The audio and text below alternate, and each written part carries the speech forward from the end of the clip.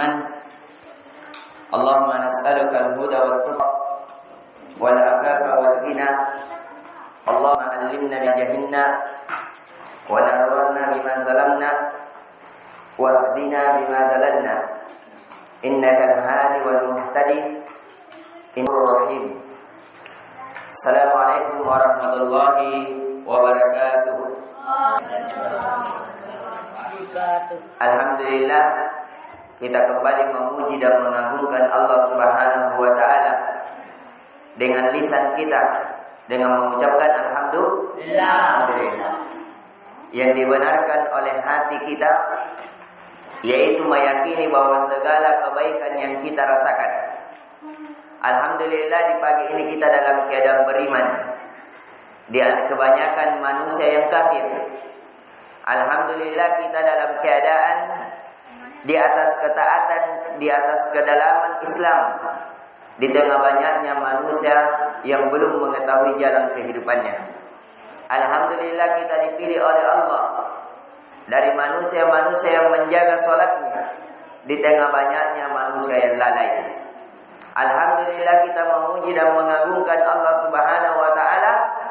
Kita dipilih dari orang yang mempelajari Al-Quran, menghafalkan Al-Quran, membaca Al-Quran, berusaha memahami Al-Quran, dan dimudahkan dalam mengamalkan Al-Quran. Yang semoga Allah juga menakdirkan kita menjadi pendakwa Al-Quran hingga malaikat maut menjemput kita. Tentunya ini kebaikan.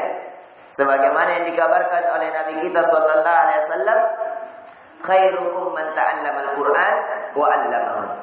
Sebaik-baik di antara kalian, kata Nabi, bukan orang yang paling kaya, bukan orang yang paling tampan, bukan orang yang paling putih, bukan orang yang paling banyak harta benda duniawinya, tapi orang yang paling terbaik, kata Nabi, di antara kalian adalah orang yang mempelajari Al-Quran dan mengajarkannya. Dan tentunya ini juga adalah tanda-tanda kemuliaan bagi kita di dunia, alam barzah dan akhirat. Karena tidak ada sesuatu yang menjadi mulia ketika sesuatu itu berhubungan dengan Al-Quran. Semuanya pasti akan mulia. Al-Quran diturunkan oleh Allah yang maha mulia, yaitu Allah Subhanahu wa ta'ala, pemilik segala sesuatu, penguasa segala sesuatu, yang ibadah hanya diperuntukkan kepadanya. Al-Quran diturunkan melalui perantara malaikat yang termulia. Di kalangan banyaknya malaikat yang tidak ada yang mengetahui jumlahnya kecuali Allah, dia adalah malaikat Jibril. Kepada manusia yang termulia, dari manusia Nabi Adam hingga akhir manusia, yaitu Nabi kita sallallahu alaihi wasallam. Di tempat yang termulia, yaitu di Mekah dan Madinah. Tempat yang termulia di muka bumi adalah Mekah. Tempat yang termulia di muka bumi adalah Madinah. Yang kata Nabi Ibrahim alaihi salam, yang dia berdoa kepada Allah, jadikanlah negeri ini menjadi negeri yang aman. Wajadubani wa baniya an na'budal asnam. Ya Allah, jadikanlah negeri ini yang dimana keluarga dan keturunanku termasuk orang-orang yang jauh dari beribadah kepada para sembahan-sembahan selain Engkau. Jadi kemuliaan demi kemuliaan. Al-Quran diturunkan oleh Allah yang maha mulia melalui perantara malaikat yang termulia, malaikat Jibril, kepada manusia yang termulia, yaitu Nabi kita sallallahu alaihi wasallam, di tempat yang termulia yaitu Mekah dan Madinah, pada malam yang paling mulia, yaitu malam Lailatul Qadar. Ya, dan ini sekali lagi Al-Quran tidak diturunkan, tidak ditanamkan di dalam dada kecuali dada-dada yang ingin dimuliakan. Maka dari itu kalau kalian menjadi penghafal Al-Quran, Allahu Akbar, ya, itu adalah kebanggaan yang dimana para penghafal Al-Quran, yang kata Nabi sallallahu alaihi wasallam, mereka itulah ahlullahi wa khassatuhu. Dia adalah keluarga Allah di muka bumi dan orang khususnya Allah. Al-Quran ketika kalian menghafalkannya, tertanam di dalam dada, ketahuilah jasad-jasad kalian tidak akan dimakan tanah. Ketika kalian terkena bencana, itu tidak akan membahayakan kalian, dan itu terbukti. Bisa kalian lihat di YouTube. Ada seorang penghafal Al-Quran yang naik di pesawat. Dia menghafal Al-Quran 30 juz. Alhamdulillah dia jaga hafalannya. Pesawat ini menabrak sebuah gunung. Yang dimana sampai pesawat ini terbelah berkeping-keping. Hancur. Tapi ada suatu jasad yang tetap utuh. Yang dikumpulkan jasadnya ternyata setelah diperiksa siapa dia. Apa amalannya? Kenapa bisa Allah jaga jasadnya? Yang ternyata diketahui bahwa dia seorang penghafal Al-Quran. Ya, dan terbukti lagi dari beberapa para sahabat pernah terjadi banjir di Madinah. Ya, sampai Gunung Uhud itu mengeluarkan isinya yang di dalamnya ada paman Nabi yaitu Hamzah. Yang pada saat itu Hamzah ketika keluar nampak bekas belahan dadanya karena Hamzah itu pernah dibelah oleh Hindu. Ya, waktu dikena tombak kemudian Hindu setelah yang membunuh adalah Wahsy, teman dari Bilal, ya. Hamzah dibelah dadanya, diambil hatinya. Akhirnya ditahu bahwa ini tanda-tandanya Hamzah dan itu jasadnya masih utuh. Bahkan darahnya yang mengalir masih panas. Bayangkan, padahal dia telah meninggal berapa ribu tahun yang lalu. Bisa dilihat di YouTube. Ya, mukanya Hamzah, paman Nabi masih nampak. Ya, dan selainnya. Dan banyak lagi, ya, orang-orang yang dilindungi oleh Allah disebabkan Al-Quran. Ya, ini sedikit ulasan bahwasanya kita termasuk orang yang dipilih oleh Allah karena kita orang-orang yang menyibukkan diri dengan Al-Quran. Ketahuilah adik-adikku sekalian, tidak ada kesibukan yang paling mulia kecuali kesibukan yang termulia di muka bumi, yaitu Al-Quran. Al-Quran tidak ada yang semisal dengannya. Dia adalah ucapan Allah Subhanahu wa Ta'ala yang tidak ada keraguan di dalamnya. Tidak ada satu kitab pun di muka bumi yang semuanya pasti ada kekurangannya kecuali Al-Quran. Tidak ada sesuatu yang mengabarkan segala sesuatu yang gaib kecuali Al-Quran. Ya, tidak ada yang bisa membuat semisal Al-Quran kecuali Allah Subhanahu wa Ta'ala. Jadi kalian ini ya memakai hal yang paling termulia. Sekarang ya kalian naik tingkat. Jadi mempelajari Al-Quran ada 5 tingkatan. Ya, ditulis. Mempelajari Al-Quran ada 5 tingkatan. Akhwat siap menulis semuanya? Fadlanna.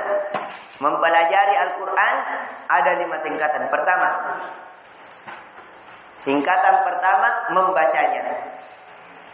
Jadi kita belajar membaca. Itulah Iqra. A, ba, ta, ta.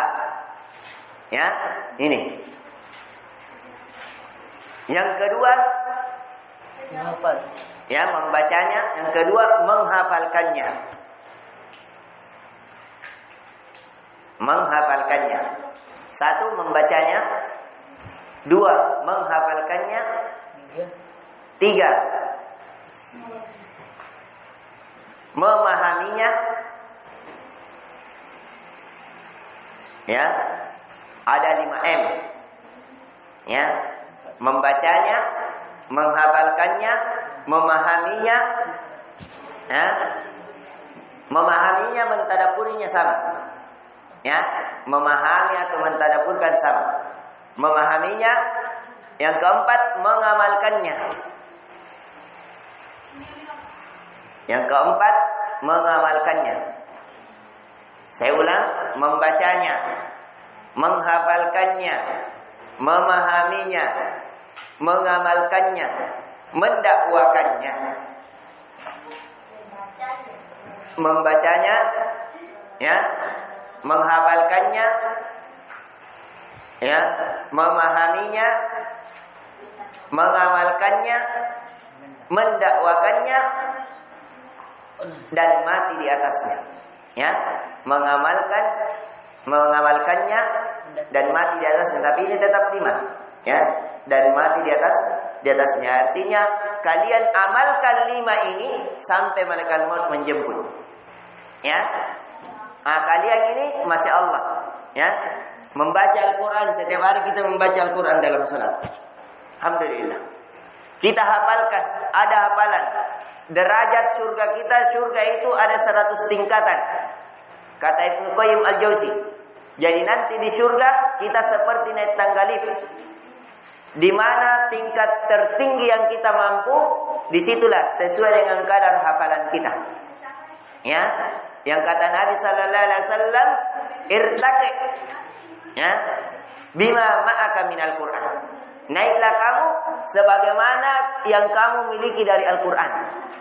Ya, akhwat jangan ada bicara, akhwat. Ini waktu belajar. Ya, fokus akhwat menulis. Ayo, ya, caranya belajar, ya, ditanamkan, didengarkan bagus-bagus pendengarannya. Akhwat yang tidak siap belajar keluar. Ya, yang tidak siap belajar keluar. Jadi kalau kita belajar, kalau kita tidak bisa belajar fokus sendiri, ya, minimal jangan ganggu teman kita yang lagi belajar. Ya, malaikat Jibril kalau belajar diam, tenang.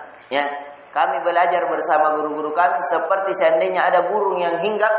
Para sahabat itu belajar bersama Nabi, yang kata mereka bagaikan tiang-tiang rumah, tidak goyang. Yang seandainya kata mereka ada hinggap burung di kepala kami, maka tidak membahayakannya. Saking tenangnya itu majelisnya Nabi. Yang kedua, ini Al-Quran. Fa idza qara'a al-Qur'anu fastami' wa ansitu. Kata Allah, jikalau dibacakan Al-Quran kepada kalian, dengarkan baik-baik. Diam. Kata Allah, Allah yang katakan ini, bukan ucapan saya. Ya, kata Allah, la'allakum turhamun. Dengan kalian dengarkan baik-baik, dengan kalian, ya, diam, itu menjadi sebab Allah merahmati kalian. Artinya menjadi penggugur dosa-dosa kalian, menjadi pencukup segala kekurangan kalian, menjadi sebab cahaya kegelapan dalam kehidupan dunia, alam barzah akhirat kalian. Itu yang dimaksudkan. Ya, sekarang kita masuk. Kemarin ya sudah kita tafsirkan surah An-Nas. Sebelumnya surah Al-Fatihah. Alhamdulillah. Sekarang saya mau tanya. Ya, kita kemarin sudah jelaskan makna surat. Apa itu surat? Yang dikumpulkan.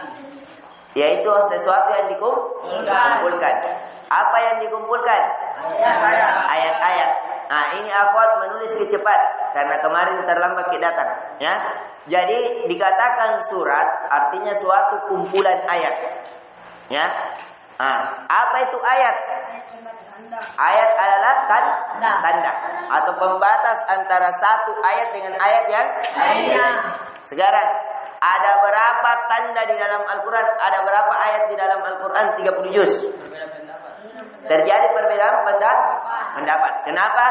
Apakah Quran itu tandanya Quran 30 juz atau tidak? Tidak.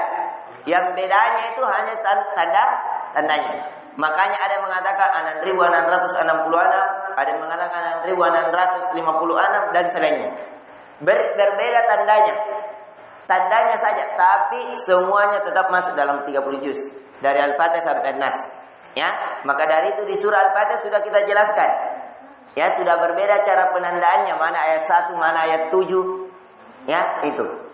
Kemudian kemarin kita sudah jelaskan tafsir surah An-Nas. Kita sudah jelaskan bahwasanya di surah An-Nas memberikan peringatan dari Allah Subhanahu wa taala agar kita berlindung dari godaan setan dan manusia. Sekarang godaan setan ini, ya, godaan para setan dari kalangan jin dan manusia. Jadi setan itu ada dua.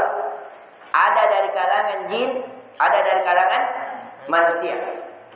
Apa itu setan? Setan artinya sesuatu yang jauh dari rahmat Allah, baik ucapan maupun perbuatan. Jadi segala kelakuan yang menjauhkan seorang hamba kepada Allah Subhanahu wa taala itu dikatakan kelakuan setan.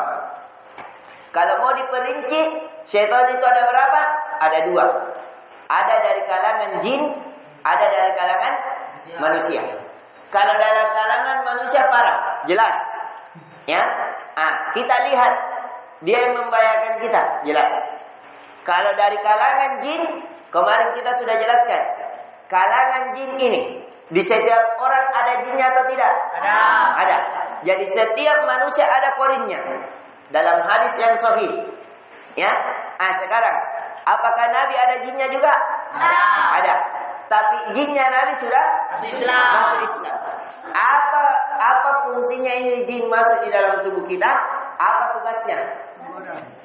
Memberikan waswas. Alladzi yuwaswisu fi sudurin nas. Di mana waswasnya? Di dalam dada. Jadi itu setan, itu jin yang dia bisikkan kalau ada yang dengar. Siapa itu? Dia Budina, dia besar. Ini dari kalangan apa? Jin. Ini jin, dia berada dalam putaran hati seorang hamba. Terus dia bisikkan hati itu. Jin ini bisa besar sebesar gunung yang di dalam dada, menjadi besar sampai meliputi pikiran kita, meliputi pandangan kita, meliputi pendengaran kita, meliputi tangan dan kaki kita. Apa yang dia liputi? Coba lihat. Ada orang tidak puas penglihatannya kalau tidak melihat sesuatu yang diharamkan oleh Allah. Pokoknya sudah lihat cewek satu, cewek dua, sudah lihat cewek dua, cewek tiga. Pokoknya tidak puas, hawa nafsu matanya melihat sesuatu yang diharamkan oleh Allah. Ya, terbukti. Ya, sudah lihat misalnya di YouTube, sudah yang pakai baju merah, pakai baju biru lagi. Sudah pakai baju biru, pakai baju putih lagi. Terus itu nantinya. Tidak puas pandangannya, menjadi besar dan luas. Pendengarannya juga begitu. Sudah dengar gosip, tidak puas. Sudah nagosiki A, nagosiki lagi B. Sudah nagosiki B, nagosiki lagi C. Itu di pendengarannya. Ya. Di hatinya juga terkumpul.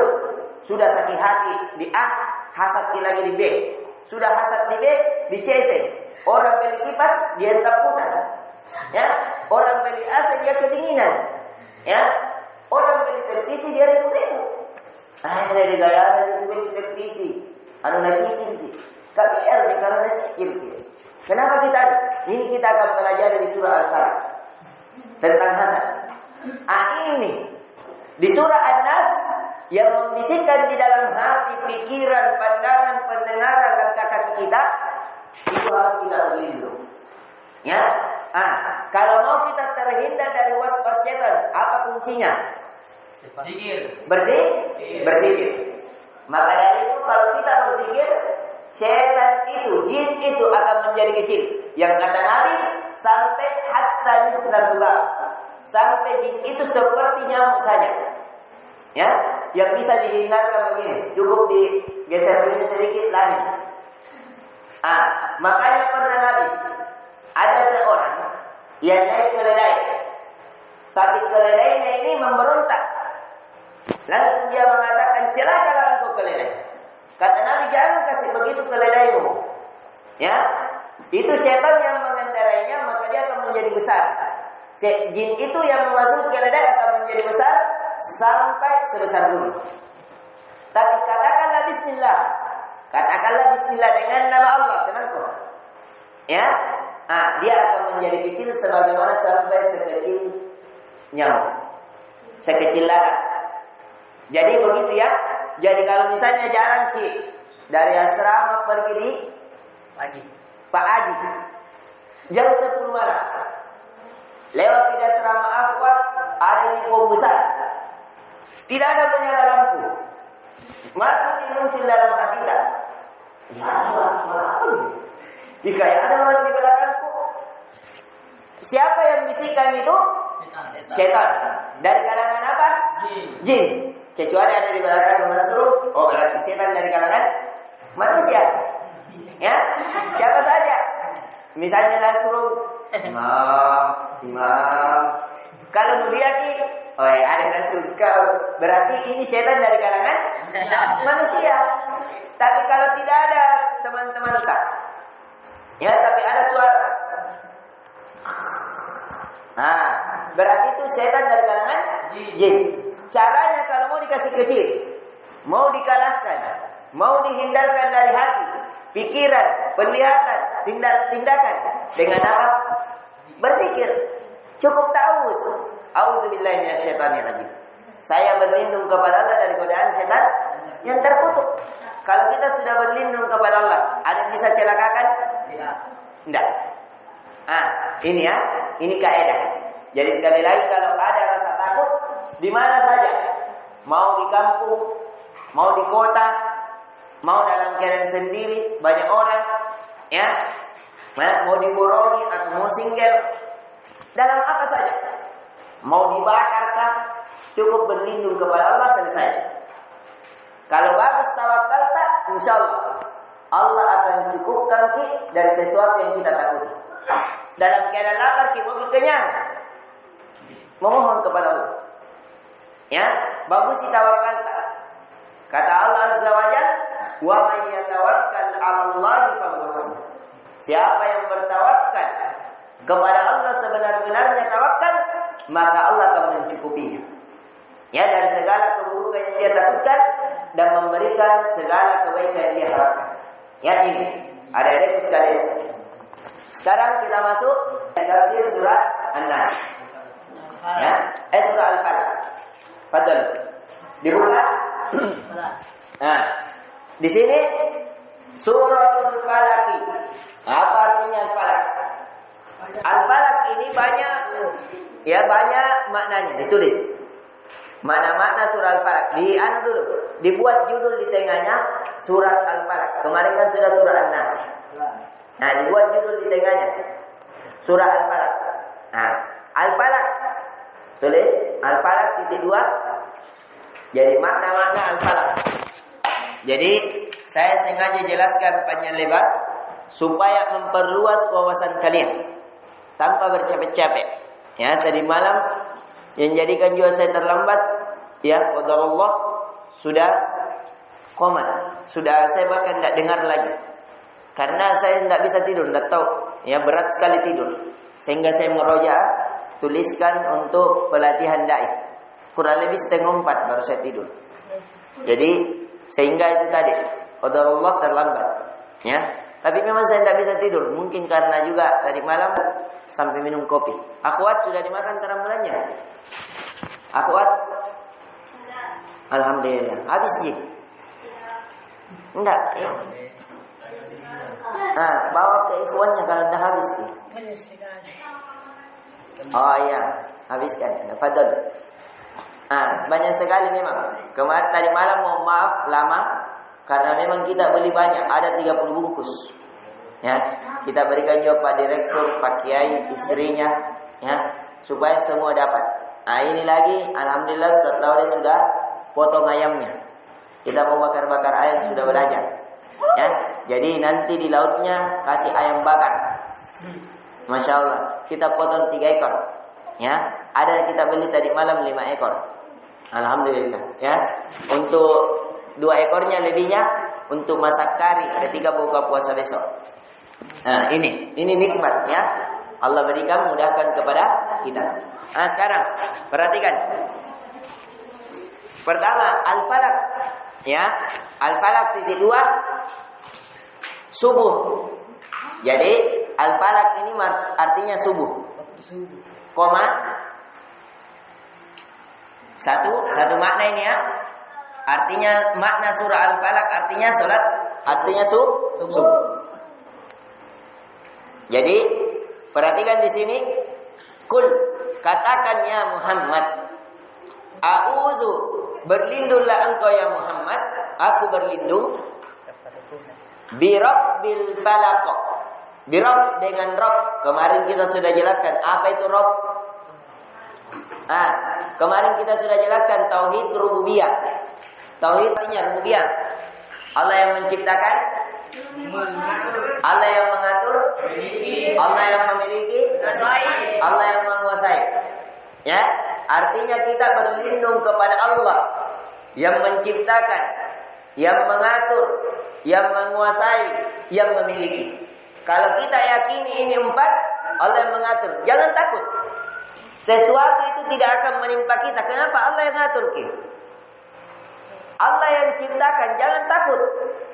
Mau ular, mau singa, maka dari itu banyak dari kalangan para ulama, ya, ketika dia bagus tawakalnya kepada Allah, ya, pernah ada ulama sholat di tengah hutan, tiba-tiba muncul harimau, ya, karena bagus tawakalnya kepada Allah, Allahu Akbar. Ya, harimau atau singa ini yang buas menjadi lembut. Ya, ini. Jadi ini ya. Ini dulu. Ayo perhatiannya. Rabb artinya Allah yang maha mengatur, menguasai, memiliki dan menciptakan. Al-Falaq, saya berlindung kepada Allah yang menguasai, yang mengatur, yang memiliki. Al-Falaq, yaitu yang memiliki waktu subuh. Satu makna.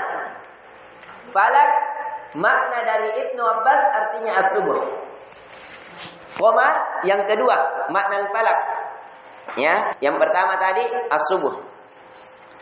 Yang kedua, sijnun fi jahannam. Ya, dia adalah penjara di neraka jahannam. Ditulis al-falak. Ya, tadi titik 2 tadi al-falak adalah subuh. Makna yang kedua al-falak, dia adalah penjara di neraka jahannam. Jadi ada yang memaknai bahwa al-falaq itu maknanya adalah suatu nama penjara di neraka jahannam. Ya. Ini juga dari Ibnu Abbas radhiyallahu anhu. Kemudian dikatakan dari Abu Hurairah. Abu Hurairah ini terkenal, ya, orang yang paling banyak meriwayatkan hadis, mengatakan al-falaku jubbun as-sijnu tahtal ard fi jahannam mughatta. Al-falak artinya adalah suatu penjara. Penjara itu penjara ruang bawah tanah yang didapatkan di dalam neraka jahannam. Al-mughatta, ya seluruhnya. Ya, mughatta itu artinya seperti helm. Jadi itu penjara ruang bawah tanah. Seseorang dimasukkan ke dalam, kemudian ditutup semuanya sehingga semakin tambah panasnya. Ya, seperti kalau misalnya masa air ditutupi lagi. Itu pancian. Bagaimana itu? Tambah panas. Berbeda kalau dibuka penutupnya. Begitu. Al-falaq artinya neraka jahannam. Yang neraka ini ya penjara. Penjara di neraka jahannam, yang penjara ini penjara ruang bawah tanah. Begitu bahasanya. Ya. Ada juga yang mengatakan, ya. Tapi pendapat yang lebih kuat adalah bahwasanya dia adalah subuh. Sebagaimana yang dipilih oleh Ibnu Jarir At-Tabari rahimahullah taala. Ayo kita perhatikan. Jadi al-falaq ada berapa makna tadi al-falaq? 1. Subuh.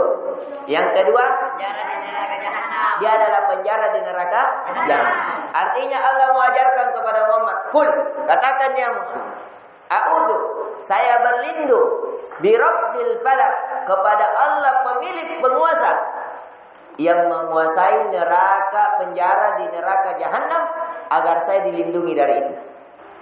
Atau katakan ya Muhammad, aku berlindung kepada Allah dari waktu subuh. Apa yang terjadi di waktu subuh akan diurai di bawah. Karena di waktu subuh itu banyak sihir-sihir. Ya, nanti akan di sini kita jelaskan bentuk-bentuk sihir. Ya, bentuk-bentuk buhul-buhul.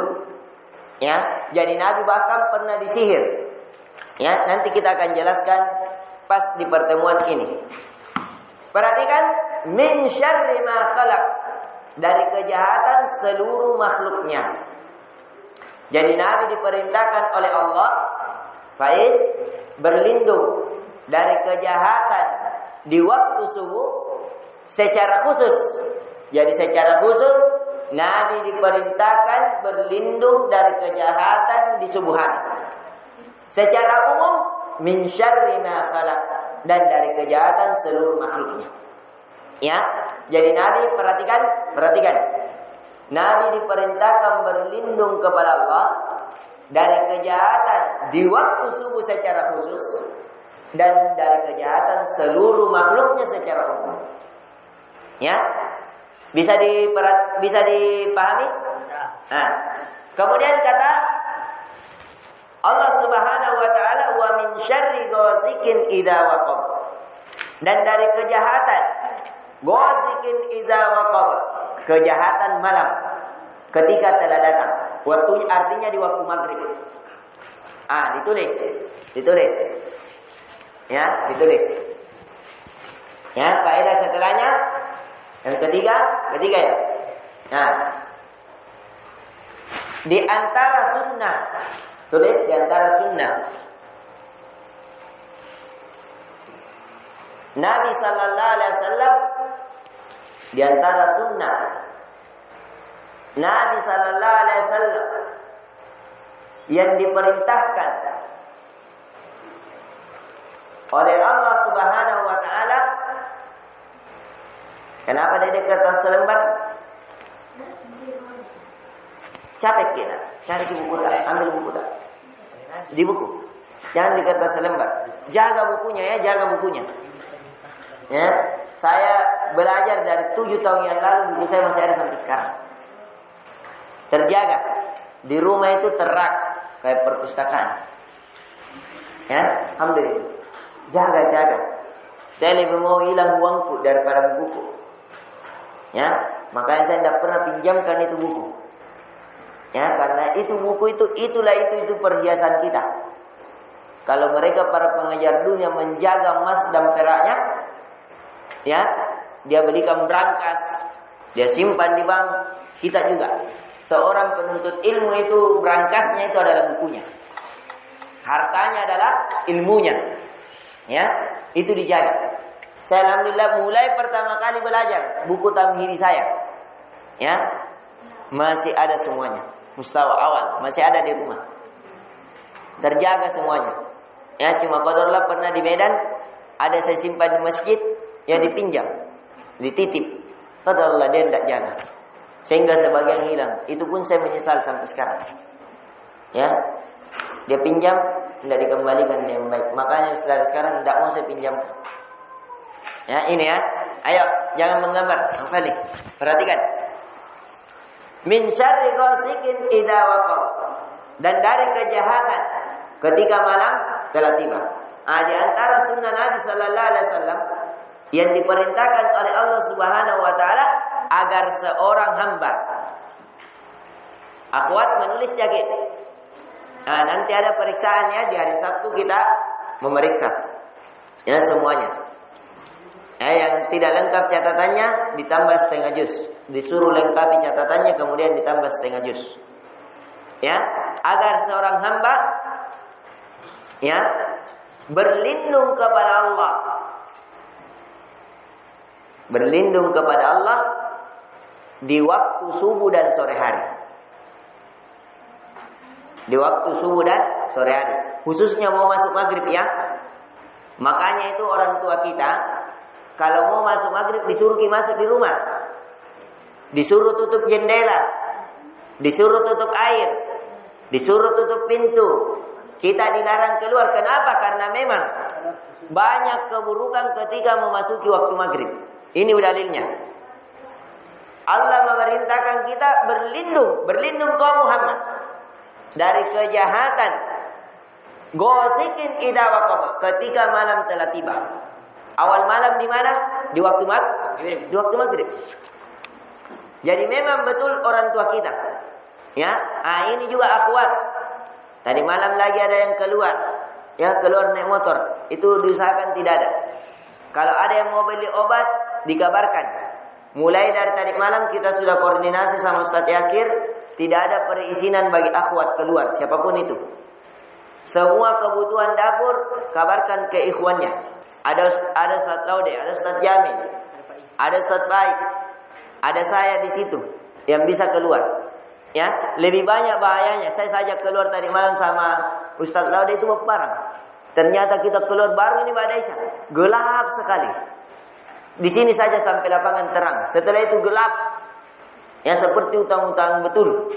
Tidak ada, cukup cahaya motor lampu saya saja. Ya, itu bahaya untuk perempuan. Apalagi setelah lapangan itu tidak ada rumah, jauh baru ada rumah sampai yang ada jembatan dekat-dekat lapangan. Ya, mau apa itu kalau perempuan kita ada yang tarik di apa? Sudah banyak terjadi. Ya, atau kalian jatuh di situ airnya atau habis bensinmu pas di tengah-tengah itu. Bagaimana? Ya, mau kau menangis mau. Ya, bahkan ada akhwat pernah saya dapati hampir jam 10 malam di luar. Ya, itu tidak layak. Biar orang di sini tidak boleh. Jadi termasuk pelanggaran besar kalau ada akhwat keluar, ini dalilnya. Ya, banyak keburukan. Kita saja laki-laki kalau mau keluar banyak persiapan. Ya, ini. Jadi akhwat diingat keputusan nanti Ustaz Yasir hari Ahad datang dikabarkan lagi. Kita akan makan kari ayam katanya di rumah konseling. Insyaallah Ustaz. Beliau datang di hari Sabtu dan Ahad. Sekalian evaluasi ini. Ya, karena tadi malam memang kita dapatkan dan itu berapa kali kemarin juga Ustaz Laude dapat lagi. Dapat juga keluar naik motor. Ya, enggak layak begitu. Apalagi di waktu maghrib keluarnya ini banyak keburukan. Ya, maka dari itu kalau kita tidak semangat belajar, malas menghafal, itu salah satu sebabnya. Karena kita banyak dosa. Dosa dari peraturan. Petugas aturkan begini, kita aturkan begitu. Ya, itu diantara dosa. Kata Allah Azza wa Jalla, "Atiullah wa atiur rasul wa ulil amri minkum." Taati Allah, taati Rasulnya, dan pemimpin di antara kalian. Pemimpin di asrama adalah para musyrik. Pemimpin di pondok adalah Pak Kiai. Ya, Pak Kiai juga saya sudah tanya, dia bilang, anu juga Ustaz, dia desa begini katanya butuh obat, butuh begini. Ya, tapi kita sudah kabarkan Pak Kiai jangan pakai. Pokoknya titik pembelian obat ke ikhwan. Ya, tidak ada lagi. Dan tidak ada lagi perizinan untuk akhwat. Akhwat seperti ratu. Diam saja di rumahnya, didatangkan apa yang tidak mau.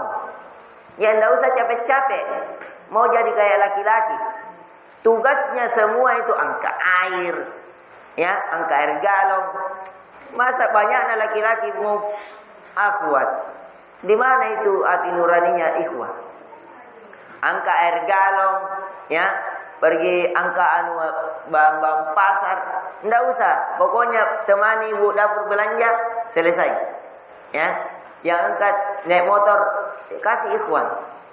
Ya, begitu ya. Jadi ini, jadi dikabarkan tidak layak juga pakai kudung besar. Ya, sudah badannya kudung besar, angkat lagi kantong 2 kantong. Masa mana ini akhwat? Masa kudung akhwat angkat 2 kantong besar? Sebentar jadi akhwat berotot kita di suaminya sama dia. Ya, bahaya juga itu kalau akhwat berotot. Ya, pikir-pikir laki-laki mau mendekat. Dia bilang, "Dek, ini akhwat ini atau aderai?" Ya, ini ya. Jadi akhwat itu. Fokus kepada pembelajaran kita. Fokus, ya. Di antara sunnah Nabi Sallallahu Alaihi Wasallam yang diperintahkan oleh Allah Subhanahu Wa Taala adalah memohon perlindungan di waktu subuh dan di waktu maghrib. Ya, maka dari itu zikir petang yang paling afdal dibaca setelah sholat subuh apa? 3 kul. Kemudian pada saat mau memasuki maghrib, ba'da asar sudah bisa baca zikir petang. Tapi yang paling afdal ketika ingin memasuki maghrib. Kenapa? Karena pada saat subuh disitulah dilemparkan sihir-sihir. Akan nanti kita bicarakan. Nanti ini Nabi pernah disihir oleh orang Yahudi. Nabi pernah disihir oleh orang Yahudi. Sihirnya itu pakai buhul-buhul. Jadi dia kumpulkan sisir. Ada sisir, ada jarumnya. Kemudian dia masukkan di dalam seperti orang-orang. Kalau kita biasa di film jalangkung-jalangkung. Santet. Jadi pernah Nabi ada pelepah kurma. Jadi itu tadi jarum-jarum, sisir. Dimasukkan di dalam satu tempat. Kemudian dibungkus dengan pelepah kurma. Kemudian dilemparkan di sungai. Di sumur. Ya. Ini dalam riwayat yang sahih. Ya. Yang pada saat itu ketika Nabi disihir oleh orang Yahudi. Ini perhatikan orang Israel, orang Yahudi. Mereka itu ahlinya para penyihir. Yang Nabi ini ketika tersihir datang 2 malaikat pada saat Nabi tertidur. Yang datang 2 malaikat membuka sesuatu ikatan di kepala Nabi dan sesuatu ikatan di kaki Nabi. Jadi perhatikan, sihir-sihirnya ini terikat kepala sehingga berat kepala, pusing. Ya, diikat kakinya supaya tidak bisa goyang. Jadi Nabi tertidur langsung tiba-tiba kena sihir. Tapi datang 2 malaikat Allah utus membuka sihir-sihir mereka. Kemudian ketika Nabi sudah berbicara, ya, sampai-sampai Nabi datangi istrinya tidak mau mendatangi Nabi. Inilah sihir yang paling parah. Ya, yang diceritakan tentang kisah Nabi Sulaiman, ya, yu'allimunan nasa sihra. Mereka itu 2 malaikat yang buruk yang Allah uji. Mereka mengajarkan manusia sihir. Sihir apa? Yufarriquna bainal mar'i wa zawjihi. Sihir yang paling besar. Sihir yang paling besar dosanya adalah yang bisa memisahkan antara seorang istri dan suami. Nabi begitu. Nabi disihir supaya lumpuh, supaya tidak disukai sama istrinya. Nabi sampai-sampai datang istrinya tidak mau. Bahkan Nabi disihir. Ada orang begitu. Saya punya teman ada begitu. Ya. Ada juga orang hamil Kalau hamil tidak mau dekat-dekat suaminya. Rasa bau. Ada saya punya teman tersiksa.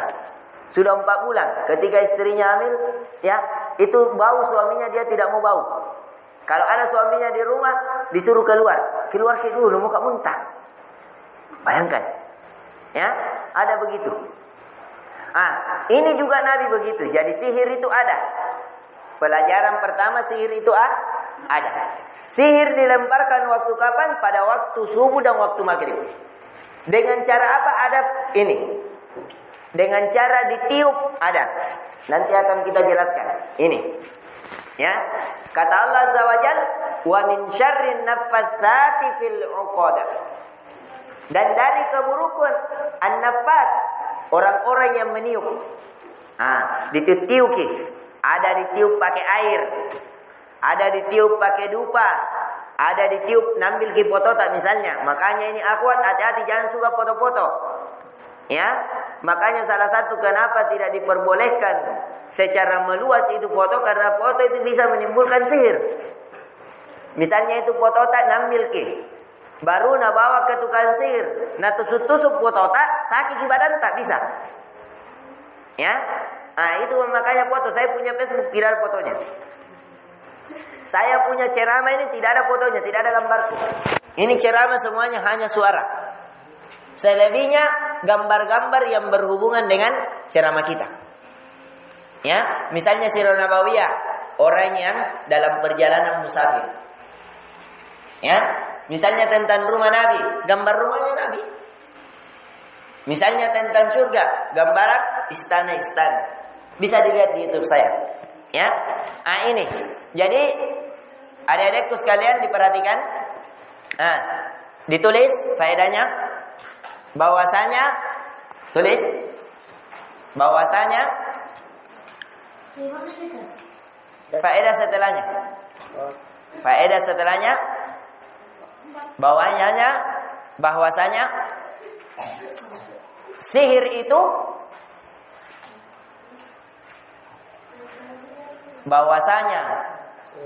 sihir itu sesuatu yang ada. Bahwasanya sihir itu sesuatu yang ada dan berbentuk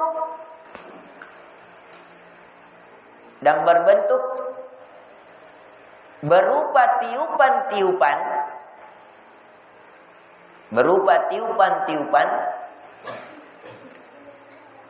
atau ikatan-ikatan. Kalau tadi Nabi berbentuk apa? Nabi caranya disihir? Ikatan. Jadi Nabi diikat ke sesuatu, dikelompokkan, kemudian dimasukkan di dalam sumur. Ketika Nabi sudah bisa bicara karena sudah dibuka oleh 2 malaikat, Nabi kabarkan bahwa kau lagi disihir sama orang Yahudi ini. Yang ketika Nabi sembuh, kata para malaikat, bagaimana? Apakah ikatan sihir ini saya mau lemparkan kepada orang yang menyihirmu atau bagaimana? Kata Nabi, ya, alhamdulillah, segala puji bagi Allah. Alladzi yashfini, yang telah menyembuhkan saya. Wa ana akrahu, dan saya membenci kalau keburukan menimpa manusia. Bayangkan Nabi ini seandainya mau, malaikat langsung bawa ini sihirnya, lemparkan ke orangnya. Dan tidak ada yang mampu menyembuhkannya. Dia yang akan begitu. Kenapa? Tidak ada malaikat yang mau lepaskan ini? Karena dia bukan nabi. Ini kan nabi, siapa yang lepaskan sihirnya? Malaikat.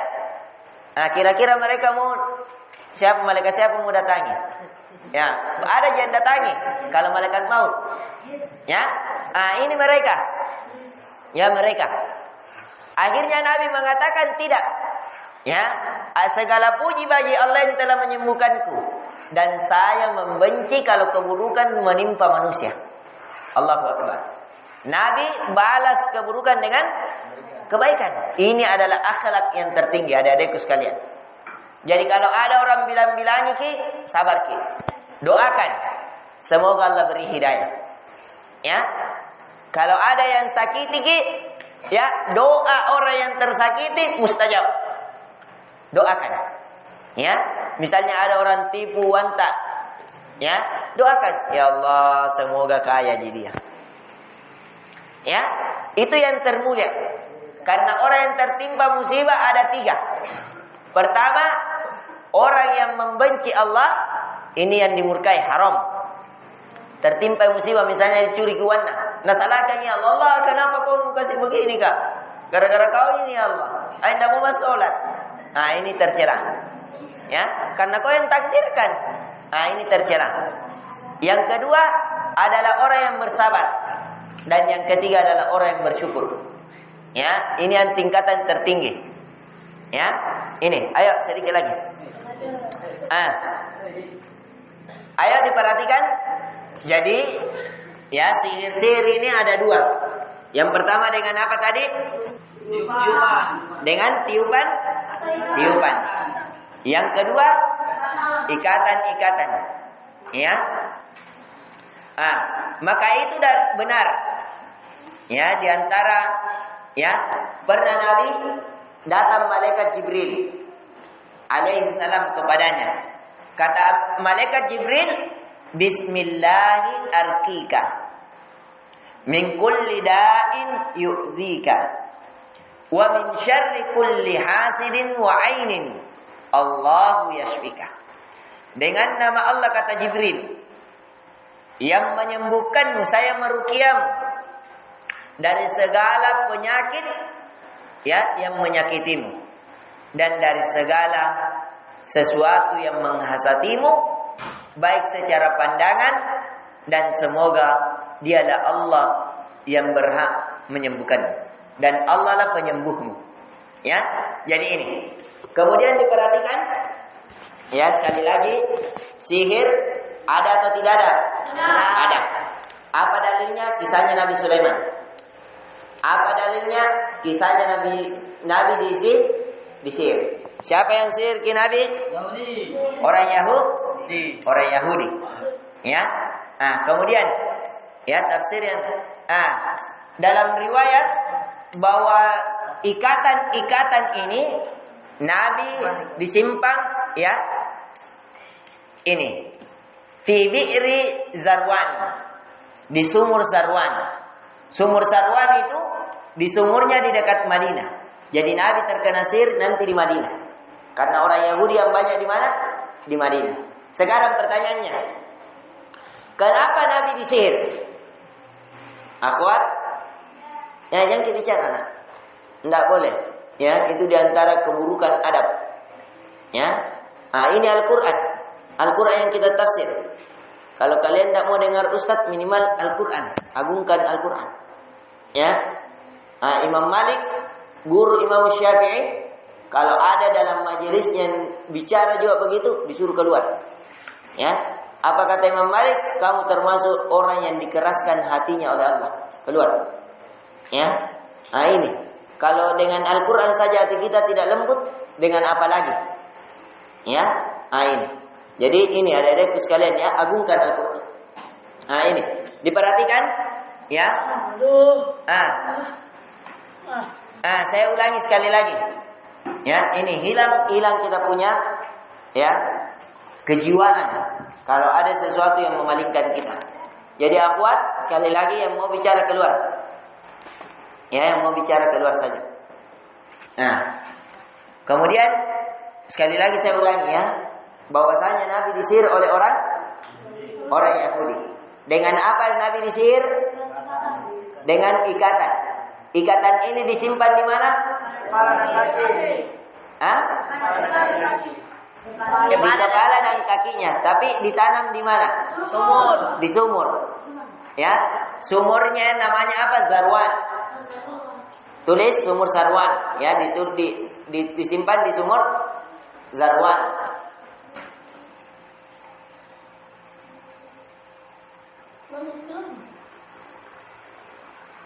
Ya, Zarwan. Ya, di kota Madinah. Kemudian ya, dan yang mengambilnya adalah Ali bin Abi Thalib. Fadali. Jadi yang mengambilnya adalah Ali bin Abi Thalib. Ketika Nabi sudah terlepas ikatannya, dia perintahkan Ali agar mengambil ikatan itu. Ini juga bukti. Ya, boleh mengambil sihir itu kemudian dibakar. Kalau kalian lihat di rumah kalian, ya, ada sihir-sihir, ya, itu dibakar. Ya, dibakar, dibuang, tapi yang kebanyakan dibakar. Ya. Ini. Kemudian ayat terakhir, wa min syarri hasidin idza hasad. Ya Allah, saya berlindung kepadamu dari segala keburukan orang yang hasad ketika dia hasad. Sekarang pertanyaannya, kenapa orang Yahudi menyihir Nabi? Jawabannya karena dia hasad. Ya, dia dengki. Kenapa? Karena kenabian maunya orang Yahudi itu, ya, dia adalah di keturunannya, bukan kepada Nabi. Ya, karena nanti di Yakub ada 2. Ada keturunannya, ya, dari Yahuza, dan ada keturunannya dari selain daripada Yahuza, ya, Ismail. Nanti dari Ismail terus ke bawah sampai kepada Nabi. Kalau di Yakub banyak, karena Yakub ini memiliki banyak istri. Nanti di anak-anaknya salah satunya adalah Yusuf alaihi salam, ya, yang kisahnya ahada asyar, 11 orang. Ya, ada 11 orang. Di antara mereka yang Nabi Yusuf bersaudara cuma 2 orang. Nabi Yusuf alaihissalam dan Bunyamin. Ya, itu bersaudarakan. Di sini. Ya, wa min syarri hasidin idza hasada. Apa ini hasad? Ditulis di bawah. Faedah setelahnya, ya. Faedah setelahnya 5.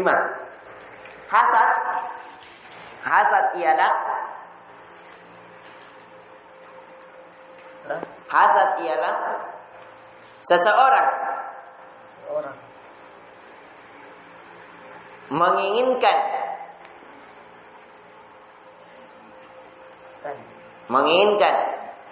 kenikmatan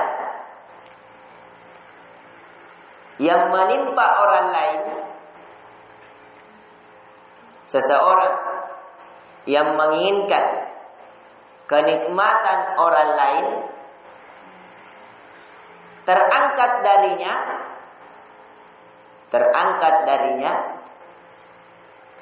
dan berpindah kepada dirinya. Jadi misalnya, ya, orang Yahudi ini dia hasad kepada Nabi. Kenapa? Karena Nabi Muhammad yang dikasih kenabian.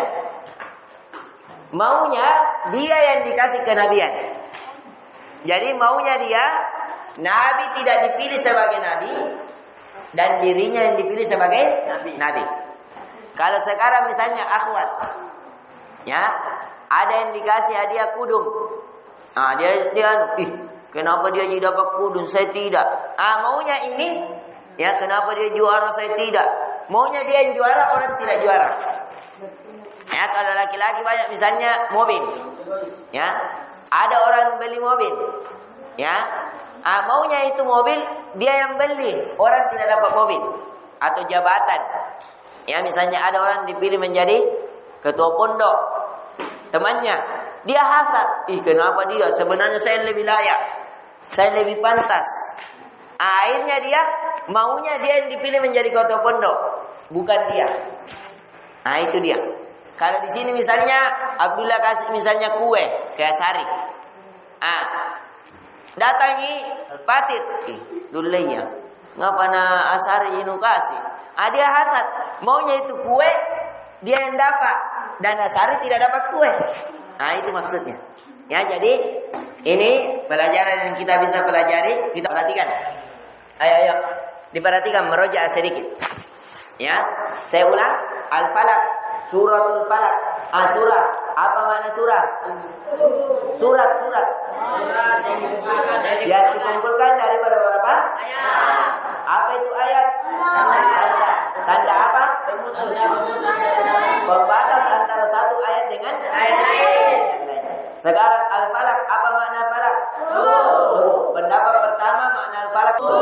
Kedua, dia adalah suatu penjara di neraka jahanam. Kalau dari Abu Hurairah, dia apa? Ya, dia adalah penjara bawah tanah.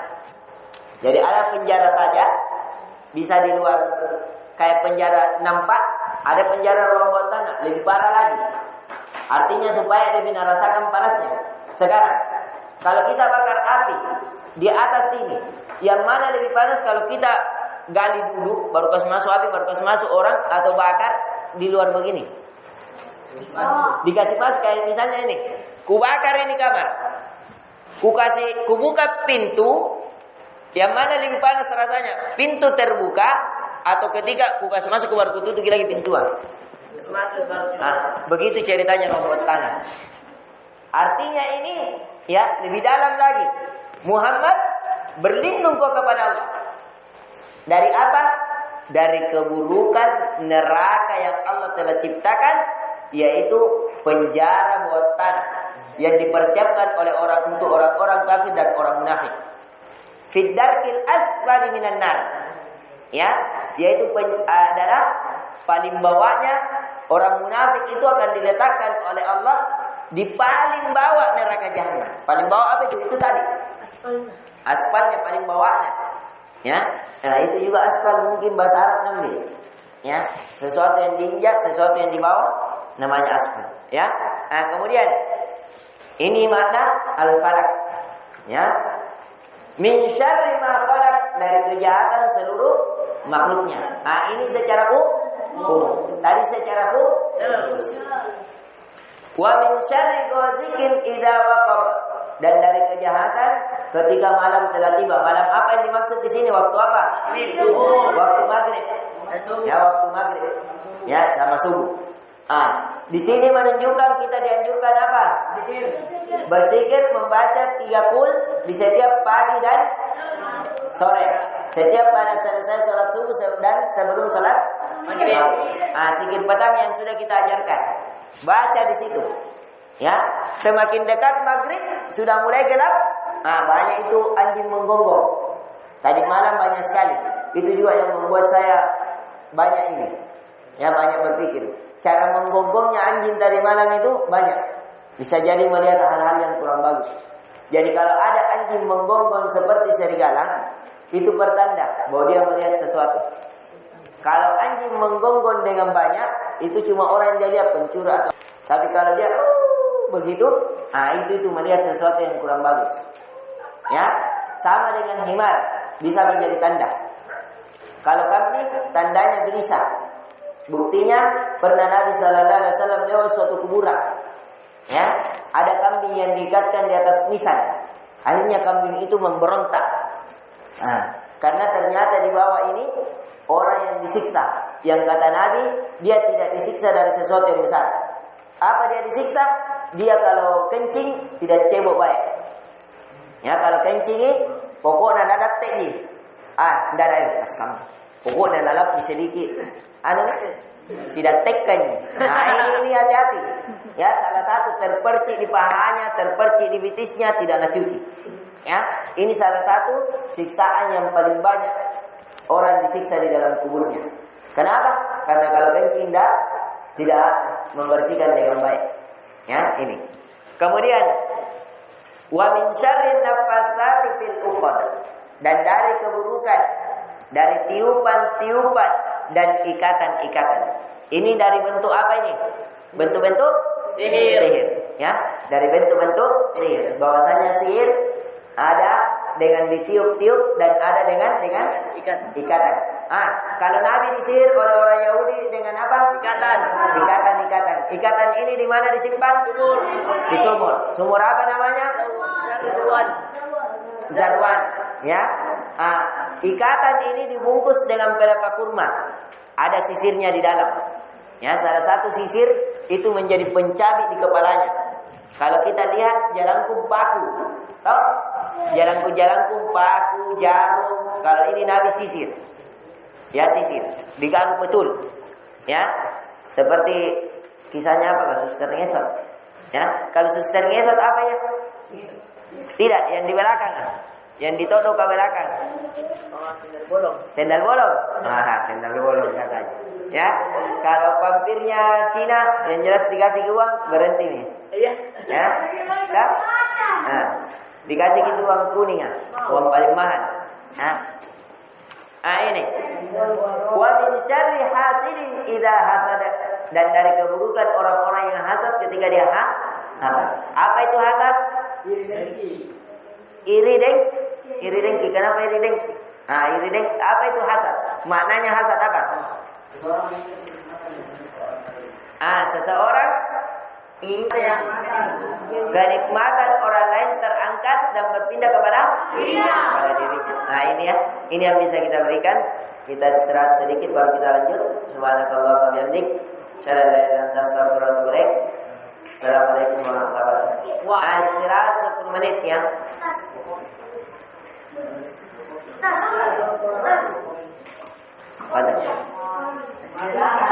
Bisa bikin dulu minuman, Milo apa, ya. Asalkan dijaga, jangan sampai banyak semut di masjid. Ambil kuenya dan selainya. Keluar main. Keluar masjid.